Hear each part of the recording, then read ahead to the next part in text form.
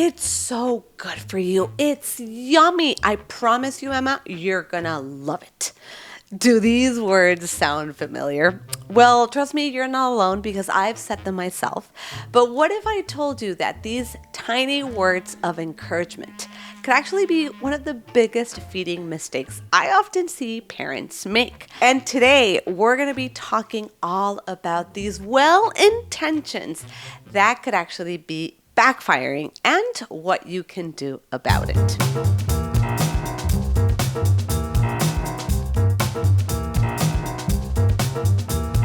So welcome back to Messy Bites podcast, where feeding gets real, a little chaotic, but you're always going to find joy and love and tortillas in the menu.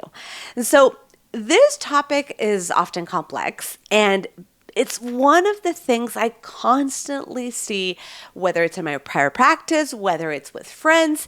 And let's talk about this number one feeding mistake that I often hear. And this scenario actually brings me back to when I was with a bunch of moms in El Paso, Texas. And as with, any mom or parent gathering, what do we talk about? We talk about our kids. And so one of my friends starts talking, and she was saying how frustrated she was that, her kid is really picky, and that, she does all this elaborate and beautiful work, effort into the child's plate.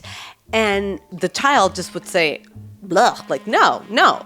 And then the mom would be, trying to convince him and be like, but you like it. And chances are that child might actually like it. And so what did this mom end up saying? Trust me, you're going to like it. And then, but I promise you it's going to be yummy and it's going to be good for you. And so we end with this game of, come on, pleading, you're going to love it, and kind of going into this rationale explanation of why the kid is going to like the food. And this is the mistake that I think a lot of us are making, because we think that by telling our kids, or persuading them or convincing them, they're just all of a sudden going to like it. So in our brains, we actually think that we can convince our kids to like a food. And that's where the mistake lies, because, our job is not to convince them. Our job is to present them with opportunities, and they kind of decide whether they're going to do it or not. And, as I'm looking into my notes, I think we also have this idea that kids are automatically gonna like the foods that we present them, right? It's just gonna happen automatically because I spent an hour preparing this meal, therefore you must like it. And it doesn't work like that. And it doesn't work that for a lot of reasons. The first one is that I'm going to give you this example, and I use this a lot with my clients and even with my friends. I'm a friend of yours, and I have some cockroaches that are delicious because, we prepared them delicious, and they're actually, an exquisite item in blah, blah, blah.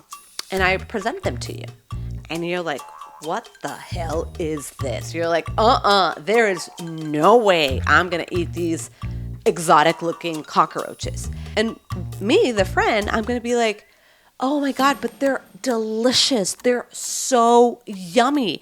I trust me, I promise you, you're going to like them. No matter what I tell you to get you to convince you that these cockroaches are good for you, are healthy, they're delicious, they're yummy, you're like, no way. There is no way in hell. This is exactly what happens to some degree in our kids, because to them, any new food is like a cockroach. It's something that they've probably never seen. It just looks very daunting, very scary, because we forget that as adults, we have that food memory. We have that food experience, right? So if you see a blueberry, you're going to know pretty much it's going to be maybe sweet, maybe sour. It's going to be maybe squishy depending on the season. So I can probably guarantee that you can see any type of food in front of you and your mind will automatically give you a signal and be like, okay, this could be this could be that, and give you the signals to say, yay, this is a good thing, we can proceed, or be like, skip it. But kids, on the other hand, they don't have that food experience, that food memory. They're building it. And I think this is the part that often we don't talk about. We just expect them to eat it. We're like, why does my kid not like X? I just served it to him with a nice, funny face. And I said, it's good for you. Guess what, parent? Your convincing magic will probably not work. And part of the other reason that kids might reject new food is similar to what we were saying about food experience, is they're sensory kids. They need to feel safe with that food. And in order to get them to feel comfortable with that food, they need to smell it. They need to touch it. They need to see it. They need to hear it. They need to start building those positive experiences before it's even in their plate. And this is the hard part, that oftentimes the first place we introduce a child to a new food most often is going to be in a plate, right? I want you to start backwards. The first place that they need to see that new food, whether it's, pistachios, whether it's eggs, whether it's beans, whether it's mussels, whatever, it has to be ideally outside of their plate. Marina, what does this mean? A supermarket, if you go to a fish market, if you go to a vegetable garden, in a book, in the store, on the ground, in the TV, the more interactions they can have outside of the kitchen or outside, let's say, in front of their plate, the better. Because then they get to play with it, feel safe around it, and then decide, hey, is this something worth me trying or not? And we even know from the research that kids need a lot of food exposure. We say anywhere from like 15 to 20 times of food exposure. But the interesting thing, and so mom or dad, if you have a child that is first starting solids, this tip is going to be for you, because we know that the earlier introduction you give to all of these variety and different types of food, the more likely your child will eat it later on.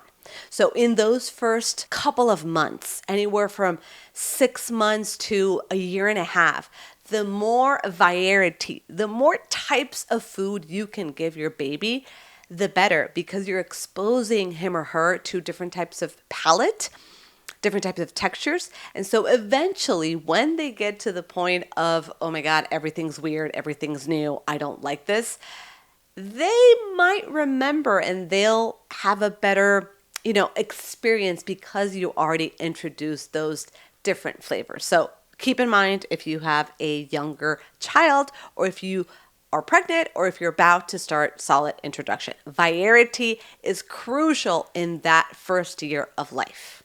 And the last thing that I didn't really mention is that when we're saying things like, just try it, or we might say like, just have one bite. What does this mean? It's pressure. And pressure equals resistance.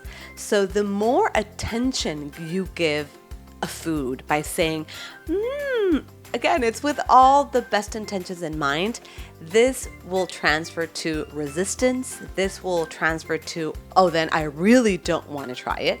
So here's what we want to do. We want to change that narrative. We want to change that expectation. So your job, mom and dad, is to focus on that experience. Your job is not to focus on the consumption, because ultimately, no matter what you say, it's going to be up to them, right? You can't force a child to have a broccoli just because you tell them, it's good for you, it's going to have all the varieties. No.